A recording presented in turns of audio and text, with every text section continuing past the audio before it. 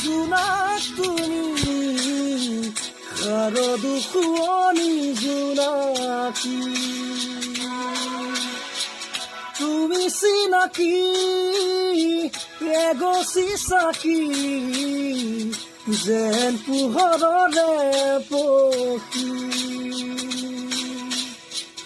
আকাশী ৰথেৰে নামিলা তুমি প্ৰেমৰে বুৱতী এটি ছুটি হৈ অচিনা দেশত আছিলা তুমি দূৰণিতে আছিলে কোনোবা যেন অচিনা দেশত